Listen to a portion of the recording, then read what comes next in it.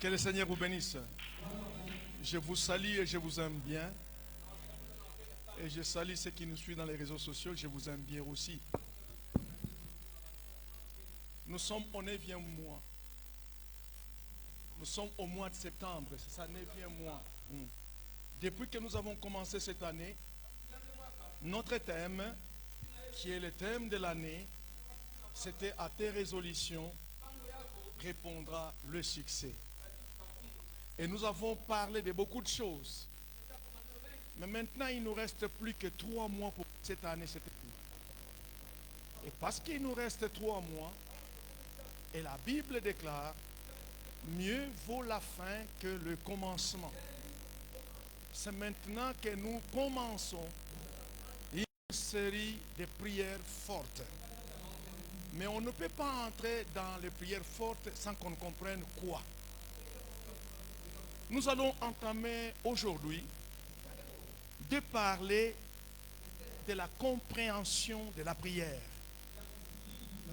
Comme vous le savez, une résolution est importante pour les chrétiens que quand cette résolution est accompagnée de la prière constante et instante basée sur la connaissance de notre Seigneur Jésus-Christ. Pendant ces mois et les mois qui vont suivre, nous allons parler de l'importance de la prière. L'importance de la prière. Et notre thème sera subdivisé en 4 sous-thèmes. Donc notre thème que nous abordons maintenant, qui va nous permettre d'intensifier nos prières jusqu'aux 3 mois qui restent, sera subdivisé en 4 thèmes, en 4 sous-thèmes. Le premier sous-thème, la prière doit être comprise. Deuxième sous-thème, la prière est un feu, car notre Dieu répond par le feu. Troisième sous-thème, la prière est une arme puissante. Et le quatrième sous-thème, la prière, c'est une déclaration. Bien-aimés dans le Seigneur, parce qu'on est là, aujourd'hui nous allons aborder le premier sous-thème, la prière doit être comprise. Amen.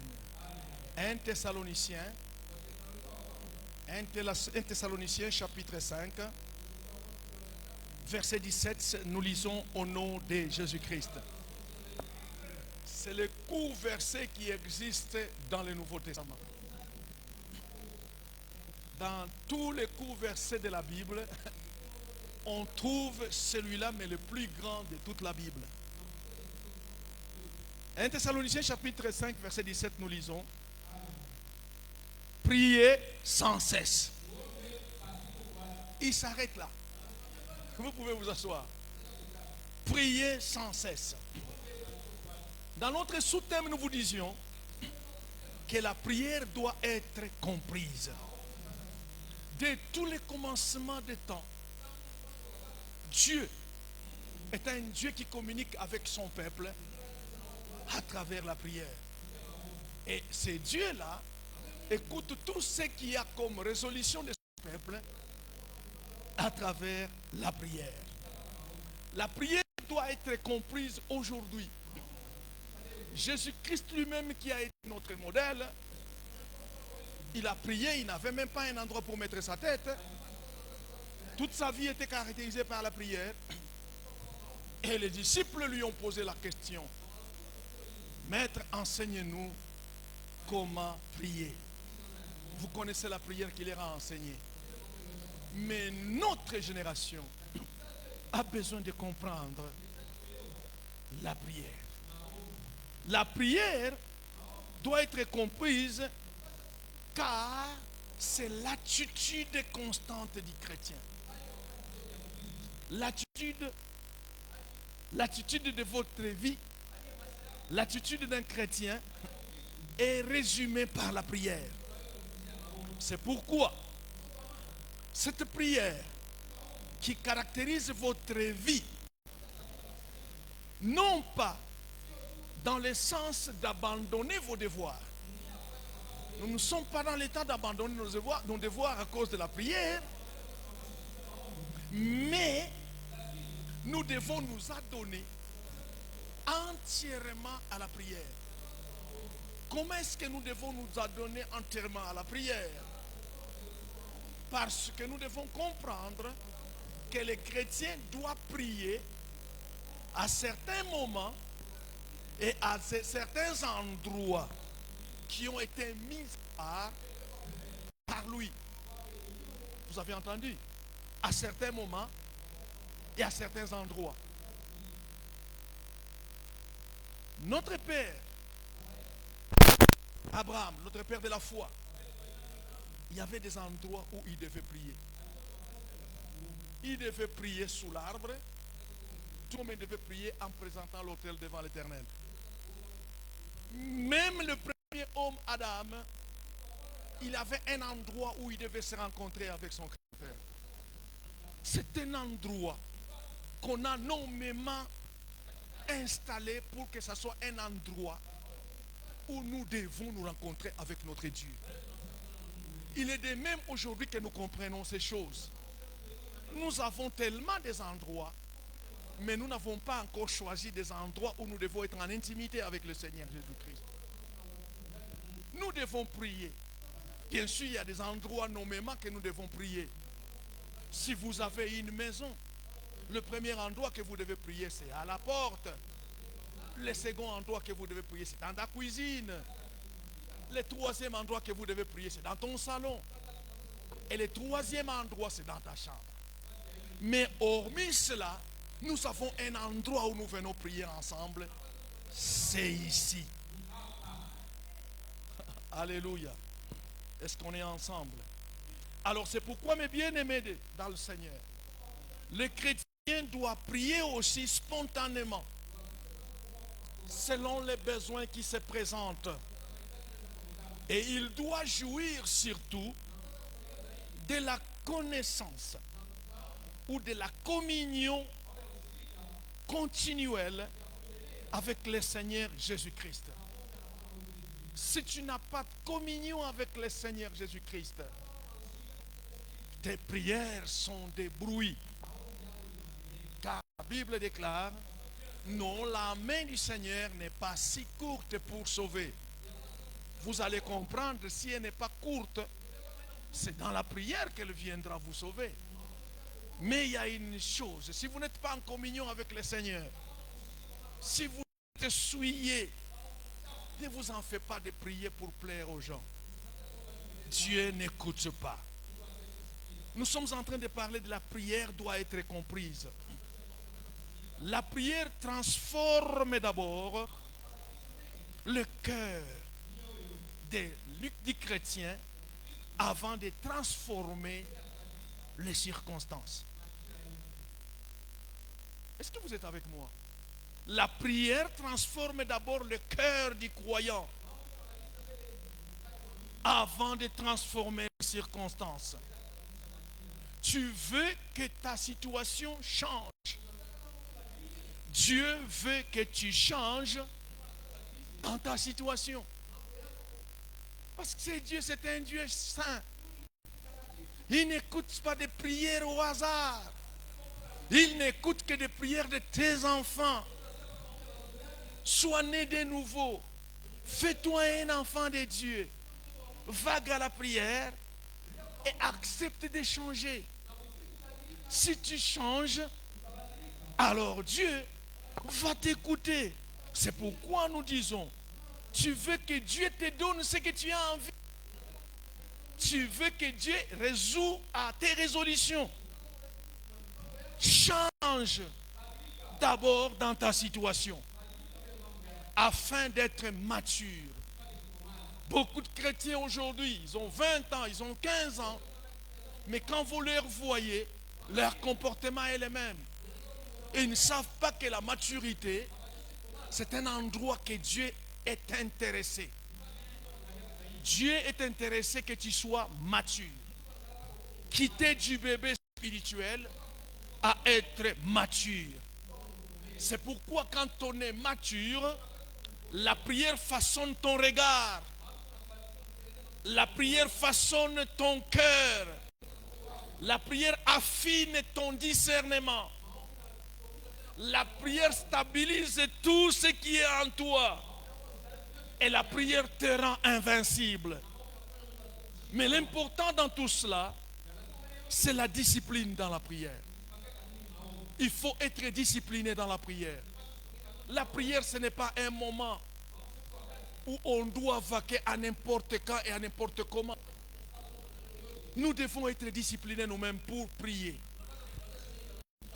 Si tu pries, ça veut dire que tu attends de Dieu des résultats. Et ces résultats-là viennent de qui? Mais qui est Dieu? Cherchons à les connaître. Ne pas prier pendant que tu ne cherches pas à te purifier. Quand tu es sale, Dieu ne verra pas. Si tu veux des résultats divins, il faut aussi utiliser des outils divins. Les outils divins pour attirer les résultats, c'est la prière et les jeûnes. Ce sont les outils que Dieu nous donne pour décrocher des résultats de la part de Dieu. La prière n'est pas une option. Elle n'est jamais une option pour nous qui avons été sauvés. Non, si le Seigneur nous a sauvés, c'est pour nous amener à une destinée. Alors la prière ne sera pas une option dans notre vie, mais c'est un système de gouvernance. Nous sommes chrétiens et nous vivons par la prière. Parce que c'est notre système. C'est pourquoi nous l'appelons un système. La prière, c'est un système de gouvernance. Et puis, si elle est notre système de gouvernance parce que nous appartenons au royaume de Dieu, nous devons comprendre l'impact de la prière dans notre vie. Et nous ne devons pas oublier ce qui sort dans notre vie comme prière. Nous devons comprendre parce que c'est ça notre gouvernance. La prière, c'est aussi un système de domination. Nous dominons les restes du monde à travers la prière. Partout où nous sommes, ce que les diables craignent dans la vie d'un chrétien, c'est la prière qui sort dans sa bouche. Dites bien Amen. Alors c'est par la prière que nous nous imposons la domination dans toutes les choses que nous sommes en train de vivre. Bien-aimé dans le Seigneur, tu veux avoir une percée dans ta vie? Mais si tu n'as pas la vie de prière, tu n'auras pas de percée. Tous ceux qui veulent une percée dans leur vie doivent avoir une vie de prière. Tu vas avoir une percée dans la chant et le louange, dans la chorale. Ayez une vie de prière. C'est à ce moment-là que tu auras une percée. Tu veux avoir une percée dans la prédication. Ayez une vie de prière. Tu auras une percée. Tu veux avoir une percée dans l'intercession. Ayez une prière personnelle pour que tu perces dans ce que tu feras. Tout ce que nous faisons dans l'église, nous nous attendons à une percée. Mais pour avoir cette percée, ayons une vie de prière. Tu veux l'onction, mais tu n'as pas la discipline spirituelle. Tu n'auras pas l'onction. Nous sommes nombreux dans l'église. Nous voyons des gens qui parlent par le biais de l'onction. Mais eux-mêmes, ils n'ont pas l'onction. Parce qu'ils n'ont pas une discipline spirituelle. Ayez une discipline spirituelle si tu veux avoir l'onction. Les personnes qui veulent accéder aux promesses de Dieu, des personnes qui veulent voir l'accomplissement, la réponse dans leurs prières, ces personnes-là ne règnent pas par la logique ou par la pensée positive. Jamais. Tu ne peux pas régner par la logique, mais on règne que par la prière. Tu ne peux pas régner par la pensée positive. On règne que par la prière. Qu'est-ce que cela veut dire? Il y a certaines personnes qui peuvent dire, non, je suis sauvé. Le Seigneur est de mon côté. La sorcellerie ne me fera rien.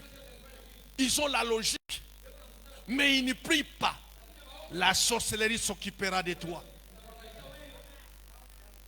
Il y a d'autres personnes qui ont une pensée positive. On le répète souvent, une pensée positive. Non, je serai la tête. Moi, je suis la tête et non la queue. Parce que je connais le Seigneur. Sans une vie de prière, tu seras la queue. Toutes ces choses ne s'accrochent que par la prière. C'est pourquoi pendant ces 3 mois qui nous restent, nous allons intensifier des prières. Que ce soit des nuits, que ce soit des jours en ces lieux. Pour que nos résolutions aient du succès.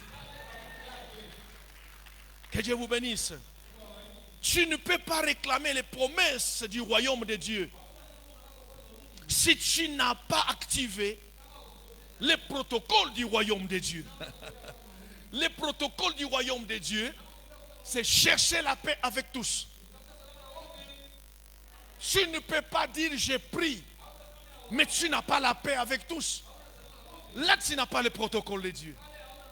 Parce que la Bible déclare, cherchez. Cherchez quoi? La paix avec tous. Et la sanctification. Sans lequel nous voudrions voir le Seigneur dans ce que nous faisons comme prière. Parce que nous comprenons. On ne prie pas sans comprendre les protocoles. Dieu nous a donné les atouts de prière. Eh bien, nous devons la comprendre. Parce que c'est le seul moyen où le Seigneur vient nous rendre visite, vient nous écouter et vient nous orienter. La prière doit être comprise, mon bien-aimé. Dieu ne récompense pas juste les intentions. Non, Dieu ne récompense pas les intentions. Tu penses dans ton cœur que bon, le Seigneur va te donner l'argent. Au nom de Jésus, Dieu ne récompense pas les intentions. Mais Dieu, alléluia, Dieu répond aux prières. Vous avez entendu, votre intention là, oui, c'est une intention. Mais Dieu ne viendra pas récompenser ton intention. Mais Dieu répondra par ta prière. Alléluia. Nous devons comprendre. C'est pourquoi nous disons que la prière doit être comprise. Si ta voix ne monte pas au ciel, tu t'enfermes, tu ne pries pas. Ta voix ne monte pas au ciel. Ne t'attends pas à ce que le ciel descende dans ta situation. Il y a beaucoup de gens, ils ont prié une fois. Il y a beaucoup de gens où ils ont écouté que le Seigneur a dit, il t'a exaucé. Mais ils ont croisé les bras. Non, Dieu n'est pas pour ceux qui croisent. Dieu est là pour écouter les voix qui crient. Et nous ne crions que dans la prière. Alléluia. Que le Seigneur nous bénisse. En conclusion, la prière va bâtir ta capacité spirituelle pour que tu puisses accéder à de grandes dimensions spirituelles. Tous ces hommes qui ne grandissent pas spirituellement, ce sont des gens qui n'ont pas de la discipline dans la prière.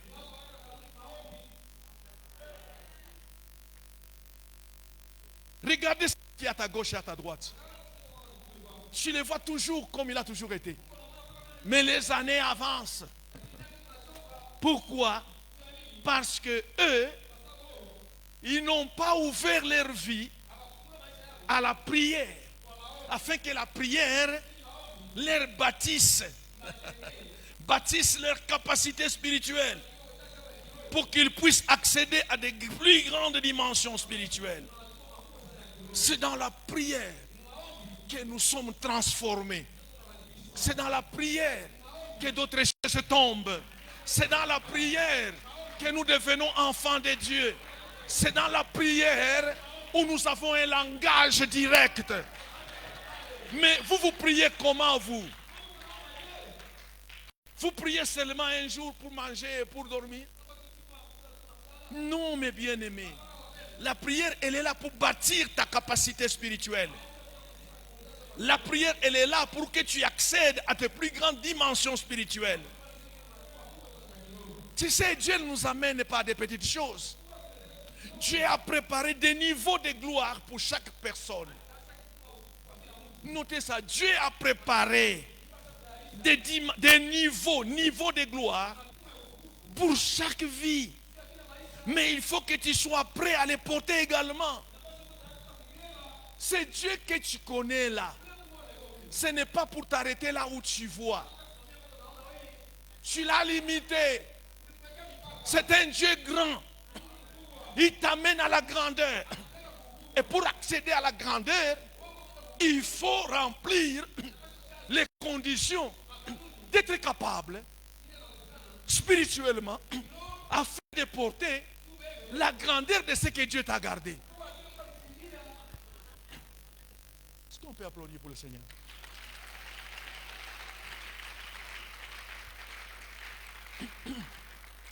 C'est pourquoi nous disons, Dieu a préparé des niveaux de gloire pour chaque personne. Mais il faut que tu sois prêt à les porter également. Dieu veut te donner beaucoup d'argent. Mais toi-même spirituellement, tu n'as pas de niveau spirituel. Comment voulez-vous qu'il te donne beaucoup d'argent? Tu veux que Dieu te donne un bon mariage. Mais toi, tu n'as pas un niveau spirituel. Tu es païen comme tous les païens. Tu ne verras pas ça. Parce que Dieu sait que s'il te donne ça, ce qu'il va te donner va te tuer. Alléluia. Quand tu pries, tu développes ta capacité spirituelle intérieure. Ton homme intérieur devient fortifié. Tu deviens plus fort dans l'esprit. Et plus stable. Plus ancré dans les choses divines. Regarde, si tu pries intensément, la colère doit disparaître dans ta vie. Si tu pries intensément, les mensonges doivent disparaître intensément. Il y a des choses qui sont encore dans ta vie parce que tu négliges la vie de prière. Parce que si tu pries intensément, Dieu t'amène à un niveau spirituel élevé. Parce que les choses que tu demandes ne viennent que du niveau supérieur. Nous ne sommes pas des gens qui font du bruit. Nous avons commencé avec lui comme alpha. Voilà la grandeur qui nous attend. Mais pour accéder à cette grandeur, mon bien-aimé, eh bien, grandissez spirituellement. C'est la prière qui amènera. Pas la logique. Pas les pensées positives. Donc tu veux manger, tu penses en toi-même et dis oui, le Seigneur a dit, il va me donner à manger. C'est une pensée positive, c'est vrai. Mais si tu ne pries pas,